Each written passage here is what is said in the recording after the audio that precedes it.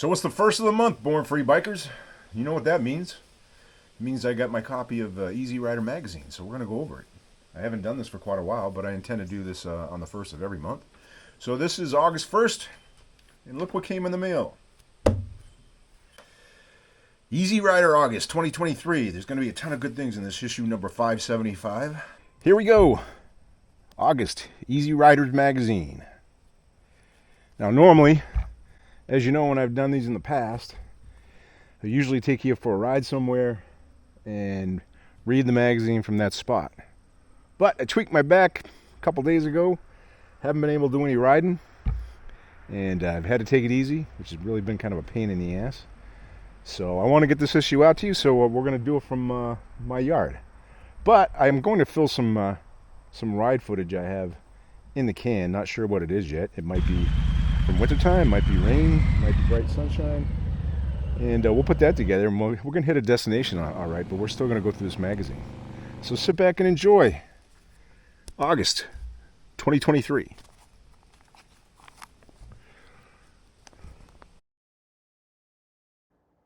Cover bike for August of 2023 is John Shopes' Toxic Terror. He calls it a dazzling dirty tail with the cover model Hellacious Haley specializing in it.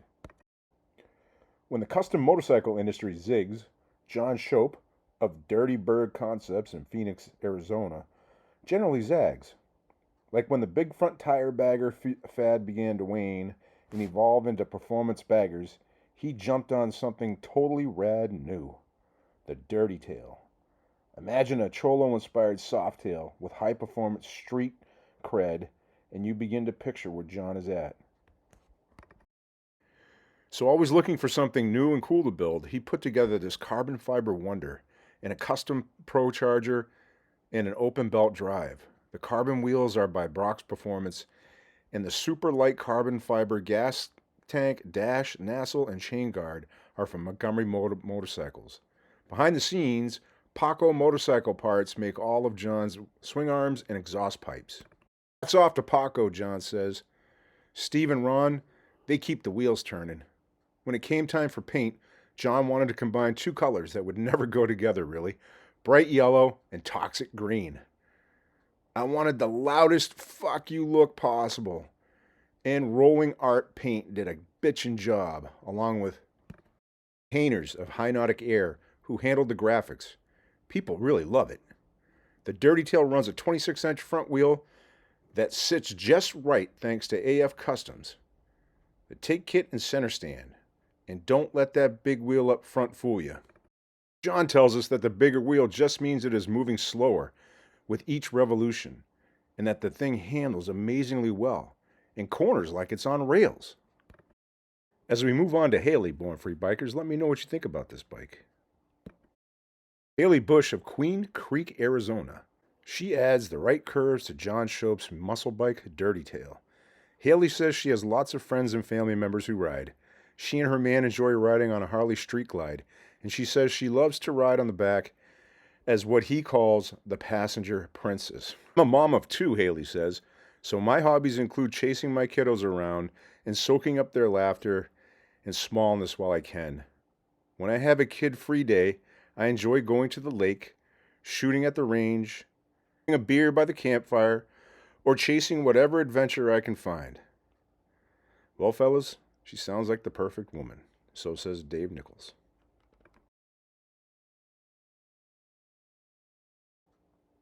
Now as we get to enjoy The Devil in a Blue Dress by Bob's WLC Flathead Racer, which is a really rad looking bike. This really caught my eye from this issue. I thought I'd take you back on a ride that I did last fall that I never did a segment on with the Beta 500 RRS, my dual sport bike. I took it on a brisk fall day. It was a gorgeous day and went to a very special destination point that I think you'll enjoy. So let's watch a little bit of that ride while we learn a little bit more about Bob's bike. Some custom bike builders are inspired by an idea that just won't go away, or they're driven by other scooters they've seen. Some build on a dare while others get an invitation to display a new bike at a prestigious show. For Simon, otherwise known as Bob to his friends, You could say that the inspiration for this light blue Flathead racer is all of the above. I always wanted to build and design my own bike, he says. He decided to start with an engine and build the bike around it. So after searching for what seemed like forever at auto jumbles, eBay, and the like, I saw a Harley 45 engine on eBay, and I also bought the original carburetor.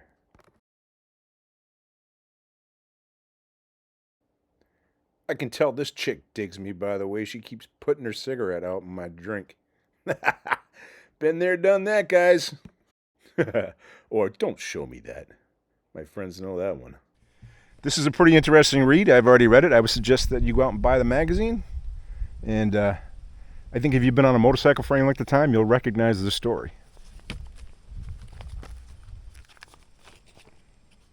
Titty Twister. Gotta love the name. Let's face it. We live in a world where political correctness has gotten well out of hand. The worse it gets, the more I've come to appreciate it when someone decides to go against the grain, especially when it's just subtle enough that most people don't notice. When I first spotted Jed Little's chopper, nicknamed the Titty Twister, I knew I had not only found a talented builder, but someone who shares my somewhat jaded sense of humor. Like a lot of builds, this one started just with a motor.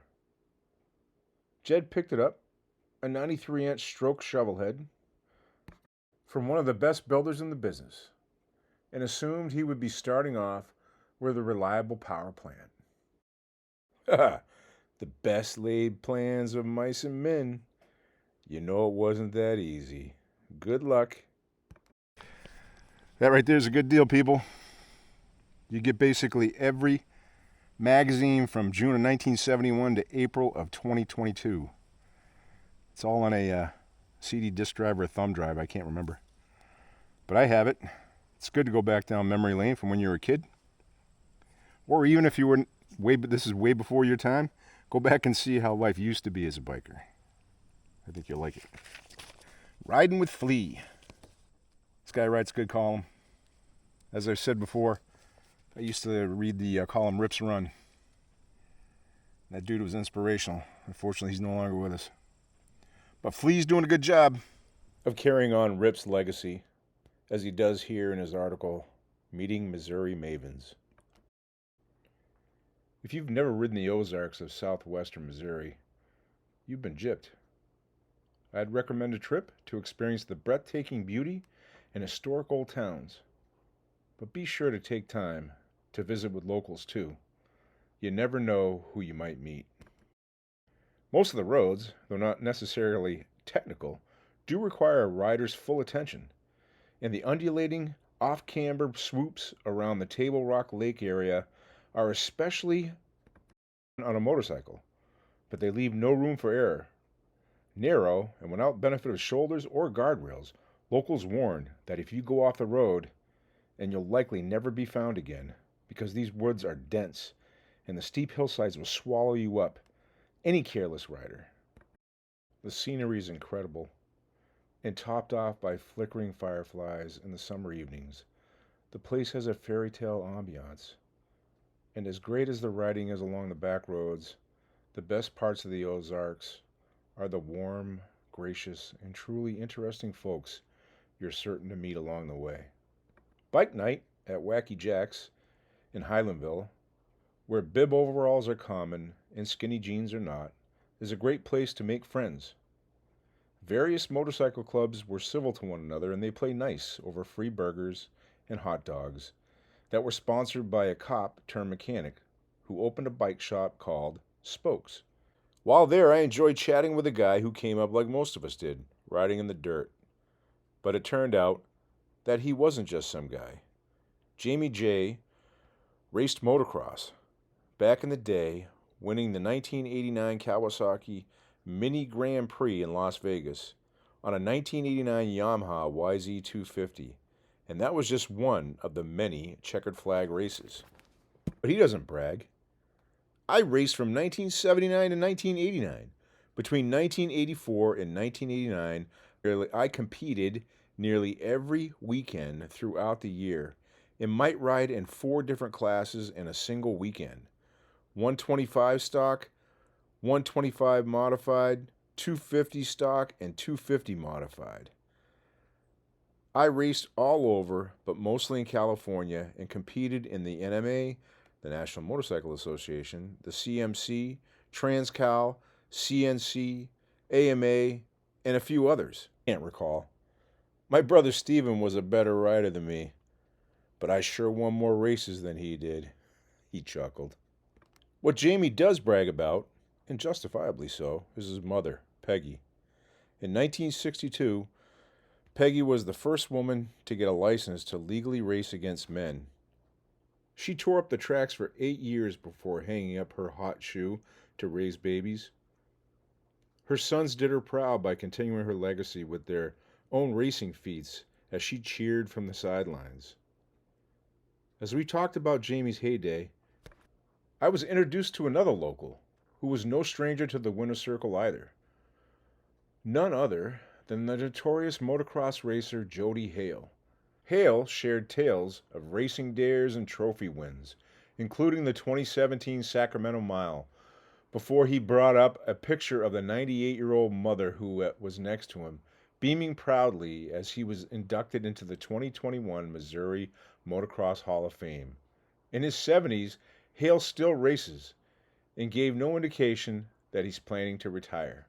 Later, I met Matt, a local restaurateur, who told about staffers who had decided that they would bail on their shifts at the last minute over the holiday weekend.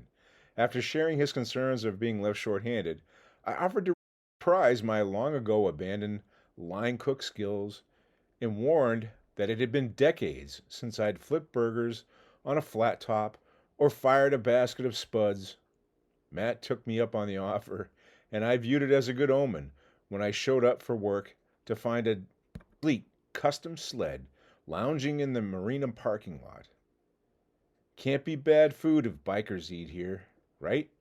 Working alongside the Army vet and his wife Kayla at their floating cafe was a trip to say the least.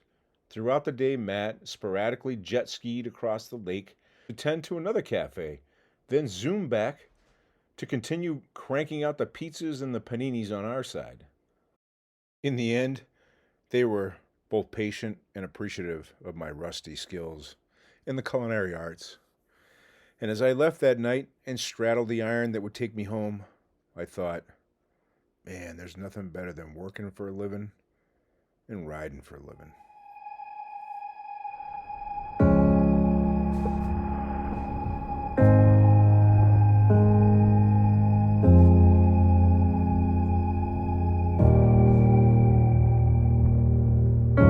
You're like a ghost in my mind. I can't escape you. I need to believe it was right letting you There she go. is, more free bikers. Cause you are like a ghost in my Cape Nettic mind. Lighthouse, I wanna escape otherwise you, known as Nubble but I do Lighthouse. not believe it was right I'll give you some more facts about letting it. you Look it up. go. Put them up here on the I screen. can't stand the See, thought it's a of nice day. losing It's the 2nd of you. January, first day on the bike. Tell me, do It's you absolutely gorgeous think here. of me too? Cause every song just reminds me of you and it kills me. No, it was a mistake letting you go. Cause every song just reminds me of you and it breaks my heart. You're still here though we're apart. I'm seeing your face in my dreams. I can't escape you. Like a movie on repeat, the scenes just I would go highly suggest that you on. come out here at sunrise. I'm I'll try to get hearing some your footage of voice that for in you at my a later date. dreams. I This wanna place also, I don't know if it's escape still you. lit up, but they light it up I for Christmas. really think I made a big mistake. I want you to know I can't stand the thought of losing you. Around the floor, we pass the long sands that Tell way. me, do you We leave here, we're gonna go up this think way to the of short me sands. too? I'll show you Cause that. every song just You got reminds sea salt me water of you and it kills me. No, it was a mistake letting you go. Cause every Beta's song working just awesome. reminds me